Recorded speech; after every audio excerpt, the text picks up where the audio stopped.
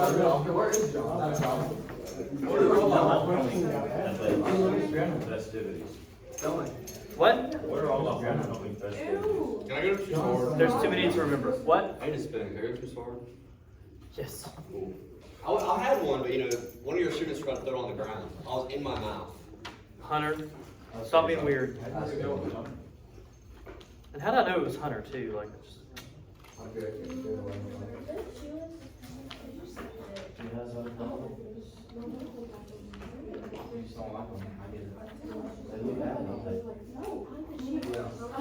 All right, let's go ahead and get started. Okay, go ahead and get started. No, it's that minor. Okay. All right. So yesterday we were looking at examples. Jimmy, sit down. We're looking at examples for impulse and momentum. And so there was one question that was pretty challenging. So we have to remember that impulse. Also, I have the ViewSonic board, if you didn't notice. Half of y'all like to touch things, so half of y'all touched it when you don't need to be touching this. Impulse is always equal to the change in momentum. Okay?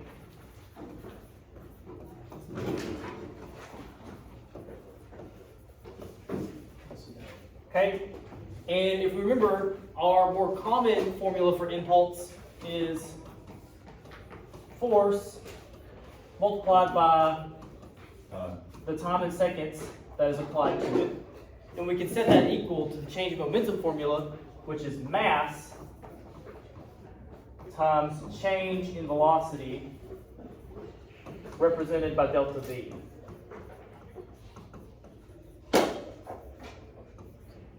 Okay? So there was one question that was asking like, oh, what is the impulse after you calculated the change in momentum and they are equivalent, okay? And then it was asking you like, oh, what was the time with this much force? Basically, we could use this, what is called the impulse. Hey, buddy.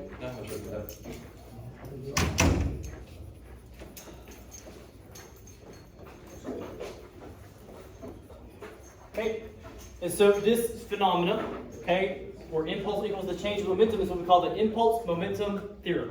Okay, that impulse momentum theorem is the one that states that whatever our impulse is usually going to equal that change in momentum. Okay, make sense? Yes, no, maybe so. Okay, so nothing crazy, right? I feel like we've seen something like this before. Just a multi-step equation is really all it is. If you break it down, boil it down to the simplest parts. Okay, so yesterday we also started the conversation between like collisions, elastic and inelastic collisions. Okay, so I have, so kind of navigating all of this. We're done with that. Okay, so I have this guy here who kind of talks about what those two things are. And I think it gives us a better idea, or maybe a better explanation, or an additional explanation as to what I kind of gave yesterday. You're going to see some similar things here, but also some things that are different. So it's about a 5-minute video, so it's not going to take super long time.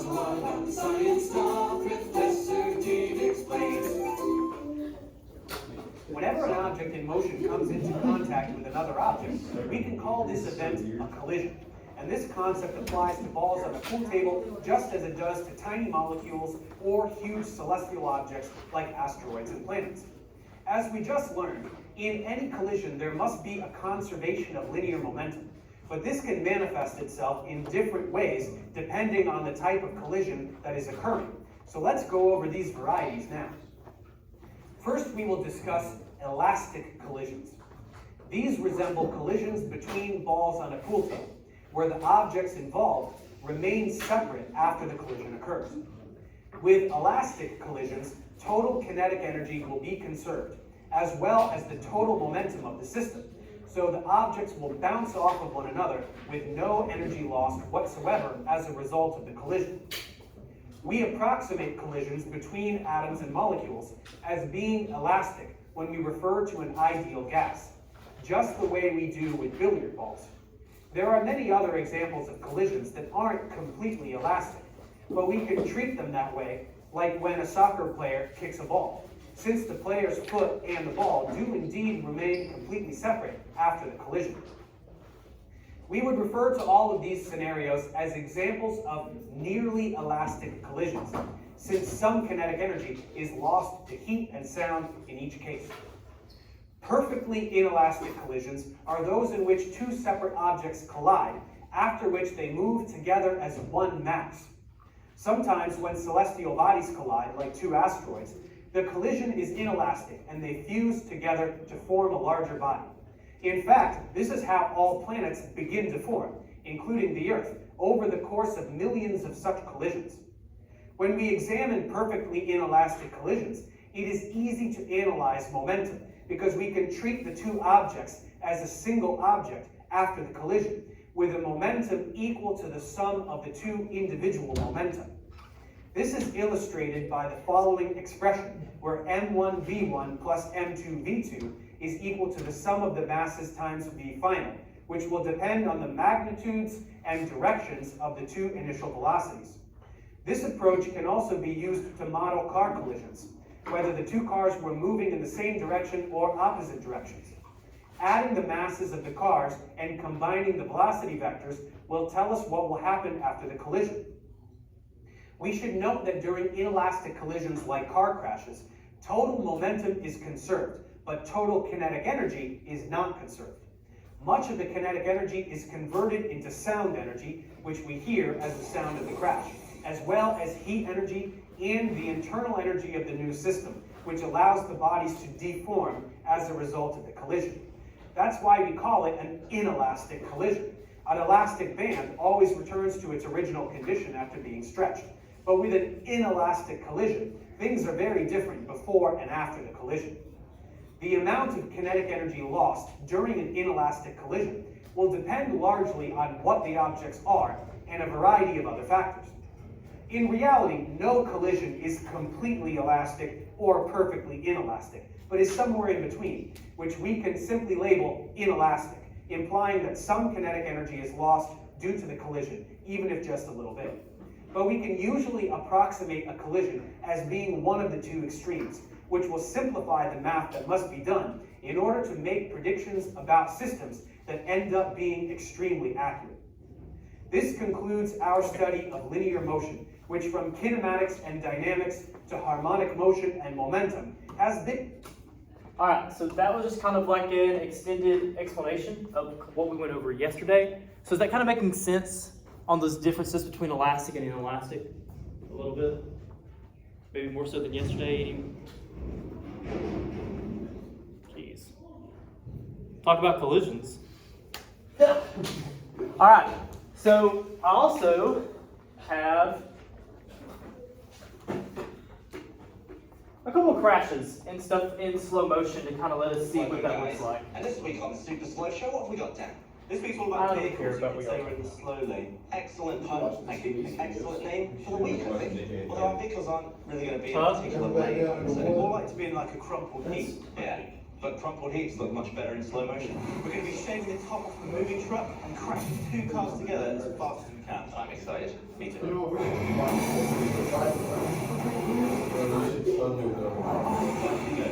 Okay.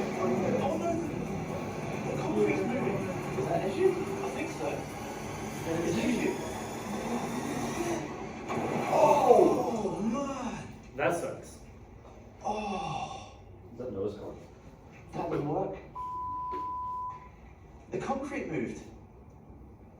Oh man, so the sort of anchorage point on the concrete wasn't heavy enough. So I imagine dragged it. It dragged it like 15 feet almost. Because it missed our phantoms. Oh, so we didn't get to see the. Well, that's a Yeah. bummer. Thankfully, it'll be really cheap and not a big deal in any way. And just like that, some time has passed. We have two brand new cars fully loaded with the same exact items. Yeah, last time we had a bit of a failure because we had one K-rail, which was used as the anchor point with the pulleys on, but the weight of the K-rail was too similar to the two cars being pulled, which meant that the timing was off because they got yanked away. So this time we've doubled the K-rails, we've also put 3-foot pins into the ground. So hopefully this time there'll be no mess ups and we'll get that exact perfect smush we want. And the drag of the K-rails just slowed down the rate that they hit each other. So now they should hit a lot harder, right in the middle where we want them. Good luck, us. You nervous this time? Well, second time's a charm. And I say that because we can't afford to do it again. So, let's see what happens. Maybe we'd be even more talented the next time we try it. Right. All right, I think I'm ready. Okay. 3, 2, 1, go! Get on the K-rail. This is great. He's looking. He's looking. Come on.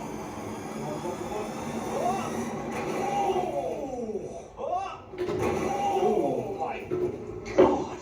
Oh, look at the steam. I think it's like cushion stuff. That was class. It was like the front of the car's burst. Did you see that? That was a lot of debris in the air there. I can't wait to see that back. That was like 20 feet. That was amazing. That is not bad. That is almost dead on. Oh, the wheel moves on the left-hand side one. Look, the back wheel. You can see the stuff that they have in it also moving. Those are watermelons, actually. So the back car, look at how high off the ground the right-hand side car is. It's just taken off. That's great. What are we proving here? This is an example of an inelastic collision. Look at the front wheel there, just gets smushed, and then all these melons go flying. Oh, and the melons pushed loads of shards of glass out. Wait, so it wasn't even the crash that smashed the glass, it was the melons hitting the glass that smashed it. You would not want to be in there. No, I'm glad no one was.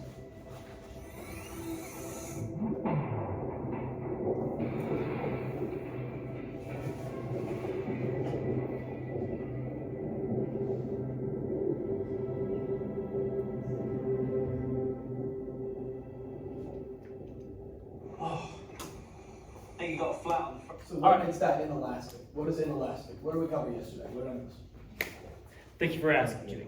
Okay, so that first video was explaining elastic versus inelastic collisions. Okay, so think of elastic as like a perfect bounce and separation of two objects, whereas inelastic is more so a combination of the masses together, where they kind of like stick.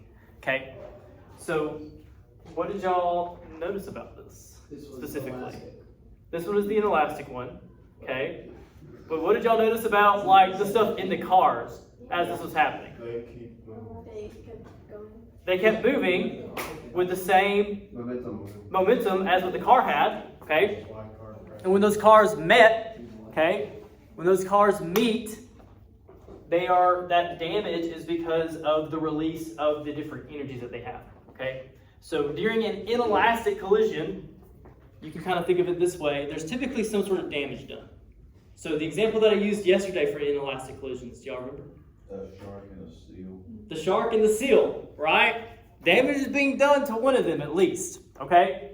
But their masses are combining, theoretically, right? Kind of in that video when he was explaining, we don't really ever have like a perfectly inelastic or a perfectly elastic collision, but we can approximate to one of those two extremes, okay? So this one would obviously be a great example of an elastic collision, right? Sorry, thank you. Inelastic collision. So those formulas that we're going to start working with seem really complex, but when you boil it down, they're not that bad. Okay? So kind of keep this in mind for inelastic. Okay? But I also have some other stuff that shows us what like an elastic collision will look like in slow motion. Okay? So we have a golf ball. Sharp, Yes, ma'am. this morning, was Natalie McGee in class? She was with the principal. I forgot to change her attendance when she came and talked to me. Okay, so she was with Mr. Ray and then came into your class late. You just, okay, got it. Yes, I just forgot to change that. That's on me. That's all right. Thank you, sir. Thanks. Okay, so this is going to give you like an idea of slow motion elastic collisions. Okay. There's a baseball one. We're going to like skip through all of them.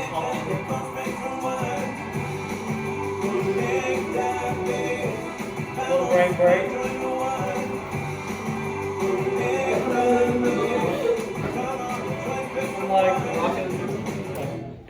Okay. A baseball bat is super tough. We don't really care about that.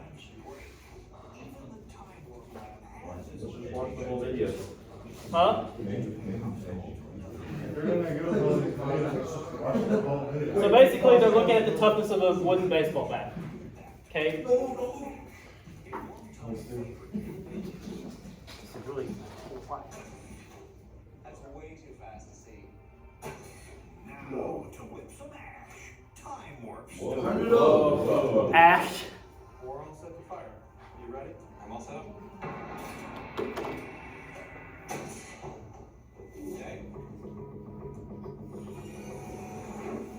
At 10,000 frames per second, we can see the regulation hard balls turn into squash balls when they hit the bat. Right here, you can see the ball is actually starting to wrinkle. Right, it has to go somewhere. That, to me, looks like a fake baseball. Yeah, that's a real Major League Baseball. If I just saw a frozen frame of that, I would think that you really destroyed this ball. This is about a third of the ball compressing almost flat. That would take, 50 or 60 of me standing on top of one of these to make it compress like that. For a couple cars. Or, we hasten to add, a professional ball player. So the ball's not even as tough as we thought. But that just makes the sight of a splintered bat all the more mysterious. What gives? Well, clearly the ball, but what else? So in this shot, we see the full bat. And the bat bends too? This makes me feel like every single piece of equipment in baseball is made out of rubber. It's totally unexpected because we look at a bat like this and it feels totally solid. Yeah, when you have a long object like a bat, it is going to have the ability to bend. We're seeing some vibrations that extend all the way into the hands. So every time I hit a ball, I feel this sting going through my arms. And I think it's hard for people to understand what that sting is, but it's really these vibrations that are going back and forth really, really fast. What happens if these vibrations get too much for the bat to bear? Now we're moving 1.5 inches, 2 inches further out. We're going to fire it at about 150 miles per hour, but that's actually replicating a 90 mile per hour pitch and a 60 mile per hour swing. Now we're going to move away from the proverbial sweet spot that lies about 5 to 7 inches from the end of the bat. Load the next one in.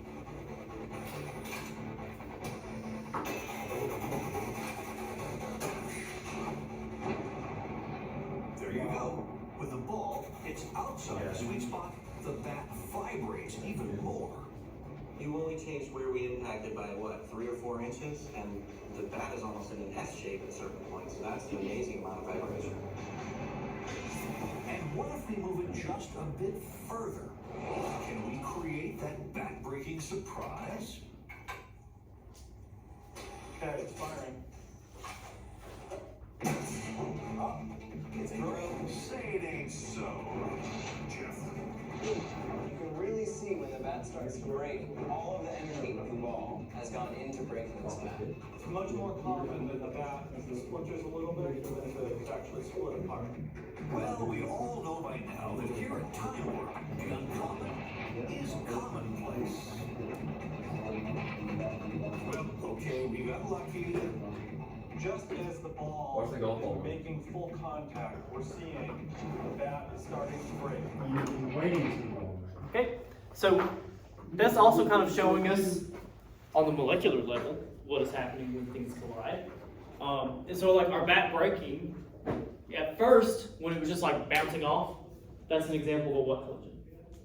So the bouncing off is elastic. Elastic, but then when it moves down away from that sweet spot and the bat breaks, we would approximate that more into a inelastic. Not perfect inelastic, right? But we would probably approximate that into the inelastic area, okay? Let's go ahead and do this. So I want to see some of these other ones. Yeah, let's do the golf ball. Let's watch all of them. Yeah, let's. Oh yeah, we were on two. Okay, so it's not the best quality. So that's just that impact of that momentum of your golf swing going into it. This is dropping a bouncy ball, which I thought was pretty interesting to watch that. Oh my gosh. It's like one of those full of air. Yeah. Ain't that wild? It's just still going. A basketball being dribbled. Oh yeah. Man, I didn't know it squished like that. It's very fast. We just don't see it. We can't visualize it with how we. I think this one's a tennis ball.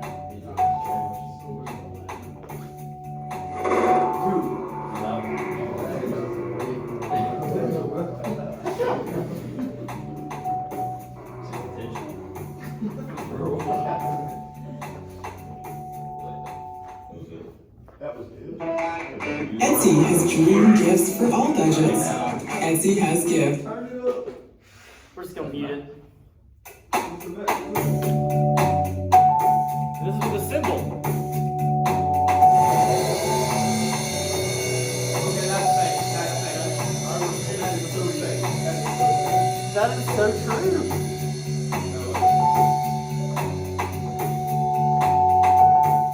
It's a piece of metal that don't bend. Run it back. Run it back. That is Run it back. Photoshop. Y'all should know why metals can bend. It can't. It can't bend like a Because laser. it's density. No, it can't. No, it can't. What the heck? There's a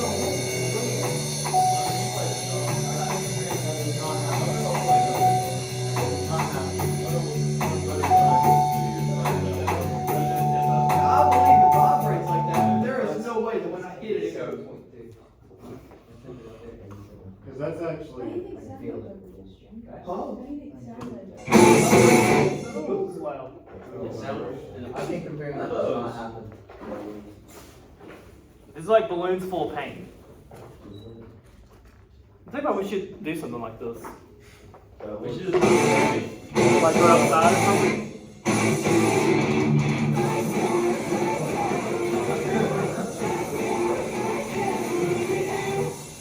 I'm not sure what the music is in the background, but.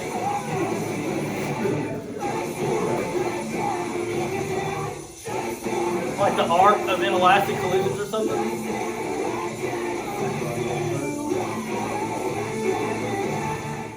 Okay. Oh, no. No. It's only 41 minutes. It's only 40 minutes. Telepathic beings. Hey, no! We should watch that. Telepathic. Okay, no. Telepathic. Telepathic. What is it with you? Okay.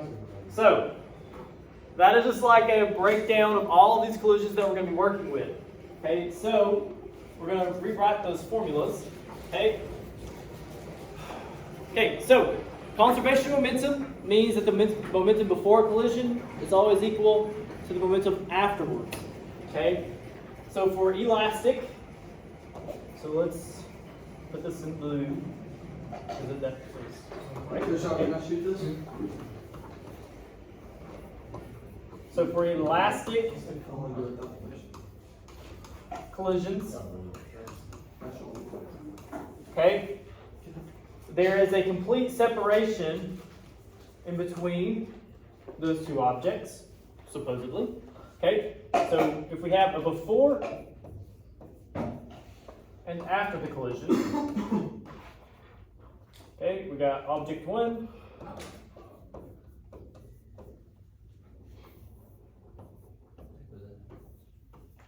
So Okay. what does patent mean? What now? Patent. Patent. Patent. What was that word you wrote? Oh. Patent is before the collision. P. Okay, object 1, it's going to be M1 times V1. Okay, this is all for before. What does V stand for? What do you think? Velocity? Yep, So momentum times velocity? No, mass. Mass times velocity. equals momentum. Okay, Okay. object 2, okay, it's going to be M2 times V2. And we would add those up together to equal the momentum before. So let's put some numbers with these. Okay, let's kind of practice this. We can practice it together. So let's say object 1's mass is 2 kilograms and its velocity is 4 meters per second. Object 2 has a mass of 6 kilograms, okay, and a velocity of 2 meters per second. Okay, So what is object 1's? 20. Okay, so we take 2 kilograms, multiply by 4 meters per second. Okay, that's going to be what? 8. Okay, kilogram meters per second plus, if we plug those numbers in, okay, 6 kilograms multiplied by 2 meters per second. Okay, that is going to be 12 kgms. Okay, so the overall momentum in our system before the collision is 20. Okay, 20. That little fun unit of measurement of kg and slash s. Okay, so we could even. That's our overall momentum before. Okay. You dropped your chips. Okay, so 20 was before.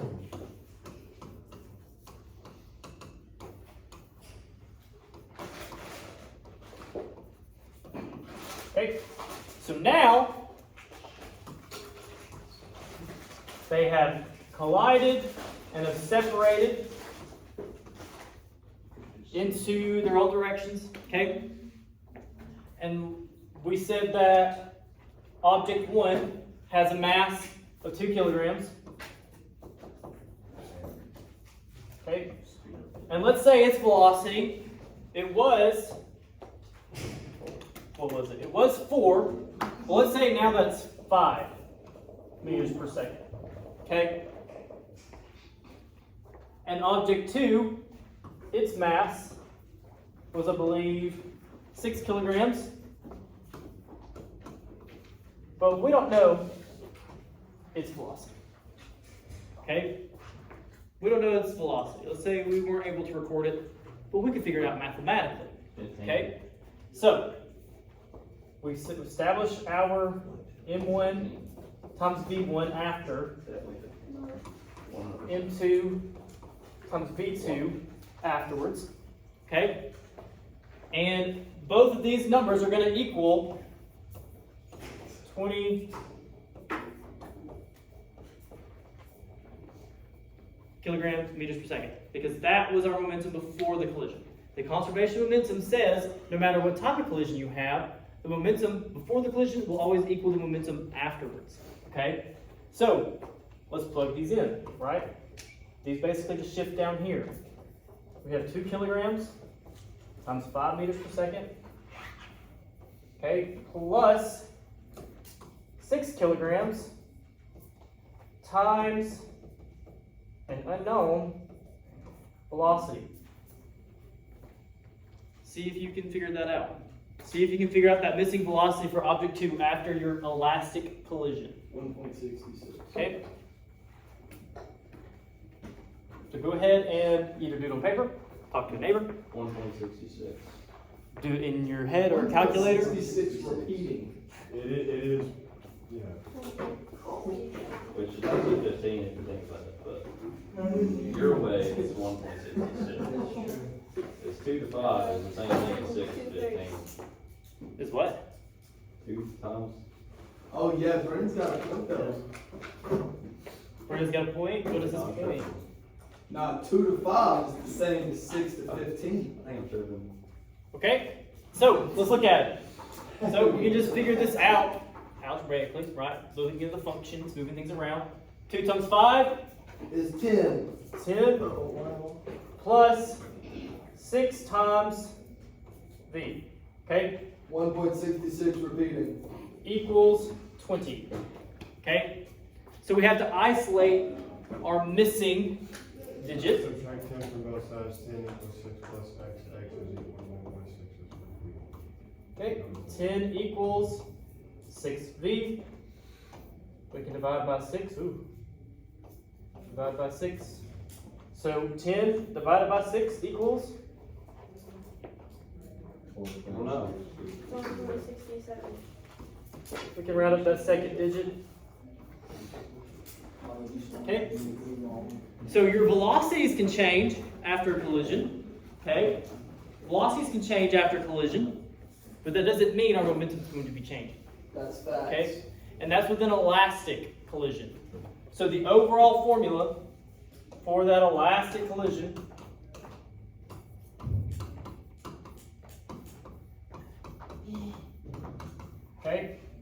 is going to be M1 times V1 of before added to M2 times V2 of before equals M1 times V1 of after plus M2 times V2 after. Okay? Simple enough. There's just a lot of parts. But the parts that are in it, mathematically, and their functions, are pretty simple. You just have to make sure you're putting each part in the correct way. Okay? Now, let's look at the inelastic.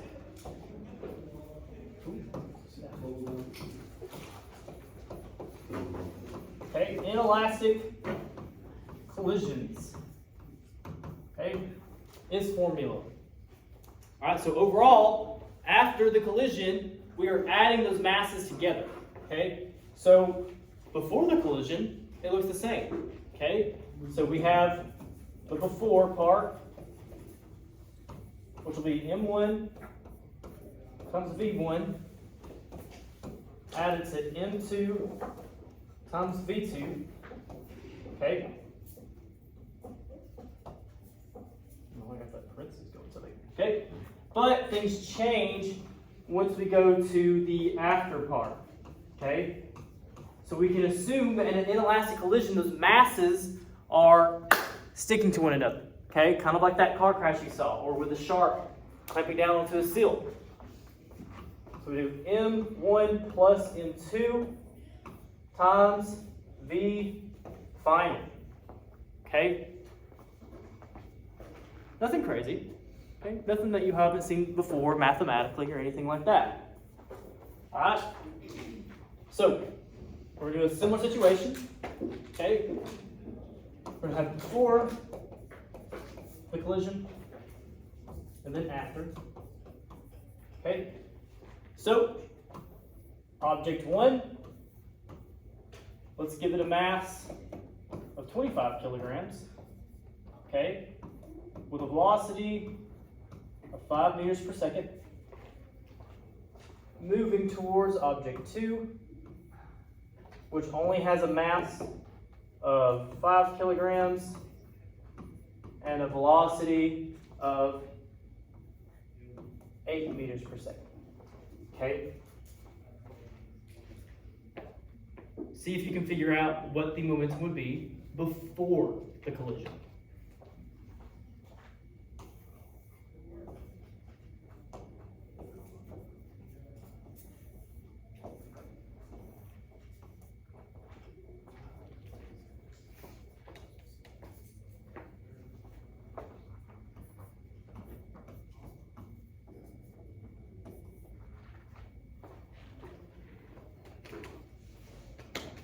Anybody got an idea of what the momentum is going to be before?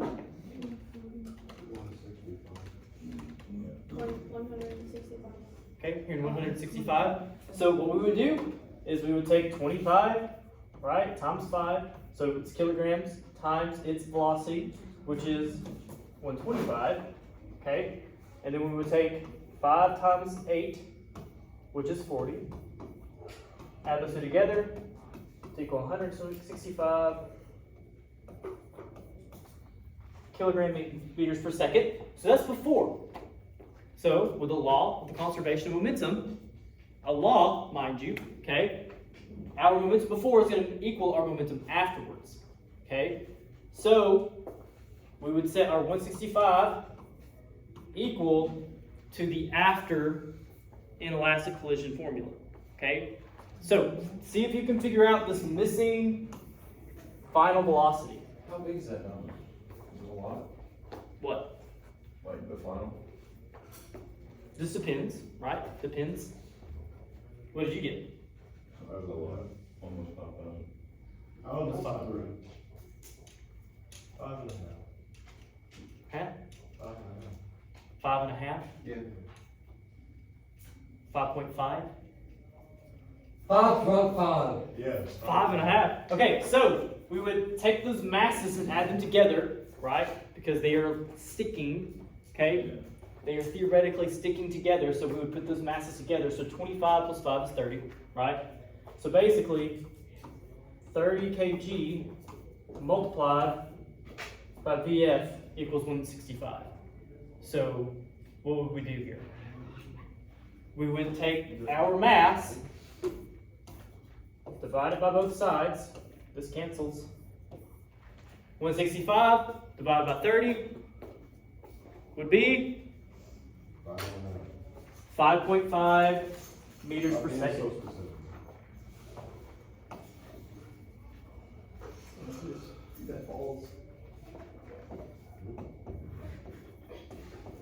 Okay, 5.5 meters per second. Okay. Nothing too crazy, right? It's just taking the time to analyze the situation and applying it to what we know. Any questions on like the mathematical equation side of collisions? Yes, Keely. So the formula for the after of inelastic, what was that again? Yeah, so I'll just write out the whole thing. I think it's on one of these sheets. Okay, yeah, so here it is. So for inelastic collisions, it looks just the exact same as an elastic for the before part, but after, we have the two masses added together, multiplied by a singular and final velocity. Okay? Yes? But that's only for the perfectly inelastic, right? Only for inelastic.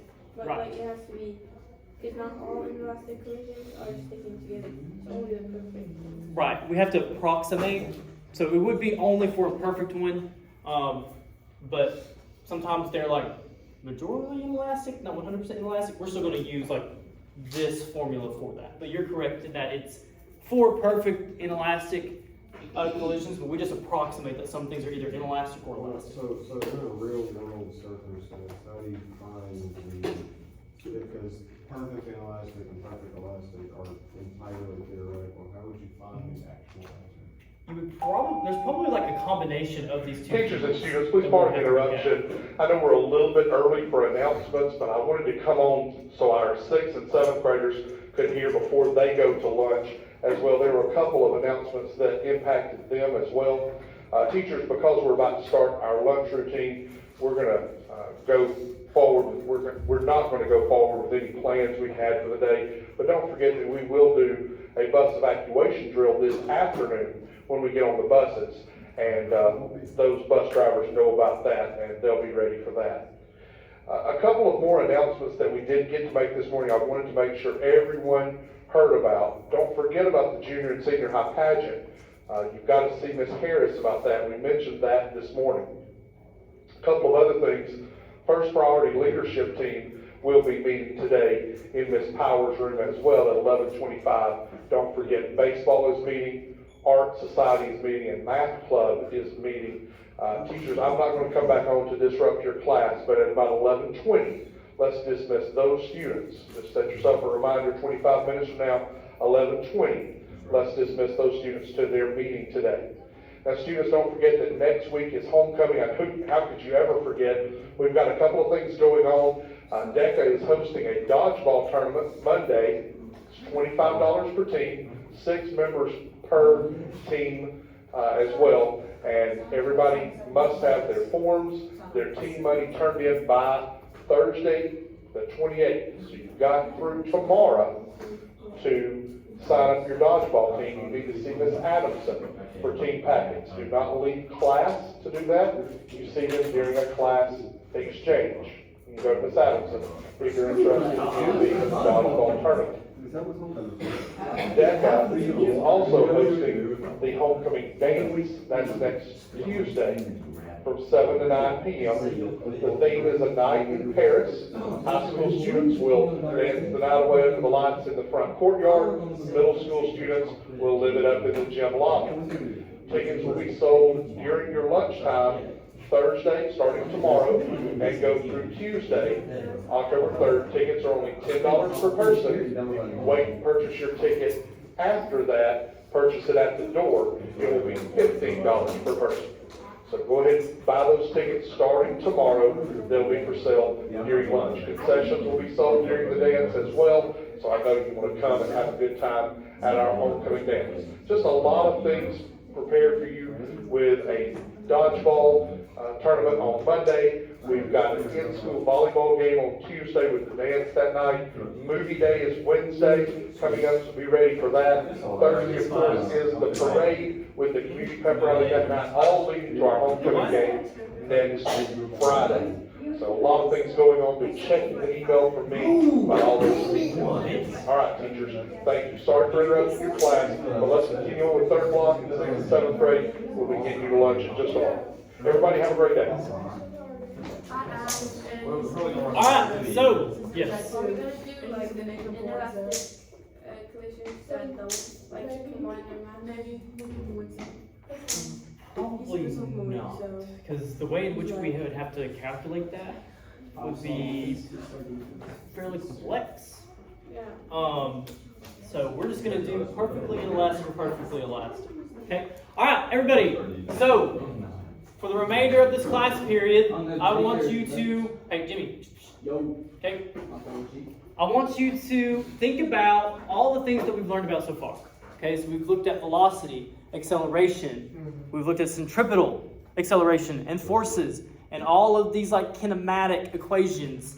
We've talked about momentum and impulse and collision. So I want you to think about what those things look like in space, okay, with very specific examples. Okay, I want you to look up two of these things I'm about to put up on the board. Okay, I'm going to put a couple of options. Okay. We can't look up. Oh yeah, the Wi-Fi stuff. We can't look anything up, Coach Sharp. We also have to finish this worksheet. Y'all's Wi-Fi's down? Yes. Like the Google Chromebooks? Been down since day one. Or y'all just lying? No, it's terrible. How do you not pick up? I'm tired. It's garbage. Negative. We gotta finish this worksheet. Yeah. Or we're gonna be behind. Why don't we just? Or you can just know the worksheet. No. Kylie, why would you even offer? Okay. Well, I do want y'all to. We're eventually going to talk about these things, anyways. So I'll just like chat about it here really quick. Okay. All right. So. Yeah, we do need help with the worksheet. Yeah, the back.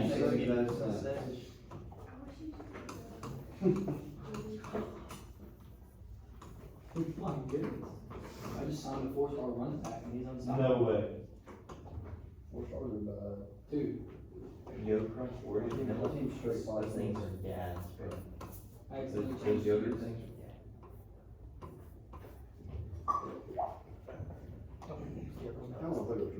Oh, dude, I missed the field goal.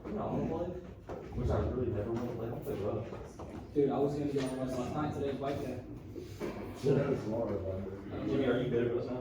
Is it getting next time? Trash. You heard me trash? There is. Okay. So we understand a lot of the kinematics. We understand a lot of the kinematics that take place on planet Earth, and that's kind of the standard that we obviously are going to use to understand the rest of our universe, because this is the one in which we interact with. But there are huge interstellar like entities taking place throughout the expansiveness of our universe that have extremely cool properties, okay? Extremely cool characteristics that still obey the laws of physics that we understand here on Earth, okay? So remember in chemistry last year when I was like, oh my gosh, carbon and nitrogen and oxygen and hydrogen all combined to make what? Mustard gas. No. That's the only thing that I remember. Was that ammonia? Thanks for that. They do make glucose, and glucose is a part of carbohydrates, and carbohydrates help make up Sugar. And we find sugars where? In candy. Yeah. Also in Drinks. Also in The air. okay. What can you do? What can you as an individual do with all those things? Consume it. You consume them, and all of those macromolecules like proteins, lipids, carbohydrates, which are the sugars, nucleic acids. They're all made up of carbon, nitrogen, oxygen, and hydrogen with a little bit of like extra stuff here and there. All of those things that I just mentioned, just 4 basic elements, combine to make you. Okay? So if we were to like boil you down to your simplest parts, you'd have a ton of carbon, a ton of oxygen, and a ton of hydrogen. Okay? Huh? Anyways, so those same elements that combine to make you are found in things like nebulas. Do y'all know what a nebula is? Yeah. What are they? A nebula is like the gas left, I know it's gas. It's a burnt up star, isn't it? No, that's a supernova. A supernova is an exploding star. And then I think a nebula is what's left over. It's a place to create stars. It's like the incubator. Yeah, it's like a gas giant that gets really hot. That's like the little nursery for stars. We're in a simulation. And remember that joke that I cracked? No. They haven't ever. Well, all the same elements found in nebulas are found in you, and nebulas are used to make stars. So if you're ever feeling sad, just remember you're a star. Nebula. Okay? Out for stars. Okay. Let's start with that. Well, since y'all don't have The this. space isn't real. Yeah, it's fake. Yep. Interstellar, come on. Interstellar is so fake. That's not. Nolan literally went to. They went to space, bro. Yeah, it's all Oh my god. Don't get on this again, bro. We've been to space, we've been to the moon. No. It just looks so cool. But I like to analyze those properties of physics in these things. If we had service, that was my plan for today. Hey! Thank you. If you haven't finished those worksheets from yesterday, grab those. Let's work on those, okay? We'll postpone this for like another day. Okay.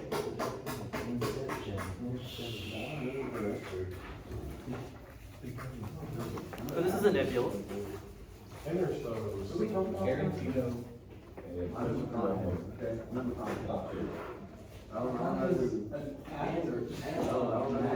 That's the one from NASA. Isn't that just pretty? It's the pillars or something. Yeah, It looks like, you know, like on the side of. Oh, you're recording? The minivan. You're like the Robert minivan. every day. Oh, whoa, what is that? It showed nebula from down. I should be sitting like that. What was it? There's a nebula fan art from Guardians of the Galaxy. Oh, well. She was in a very sexual mode. She was sitting.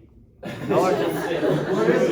She was sitting seductively, Sharp. Okay. Isn't that how found sitting so seductive? Okay. With the freak.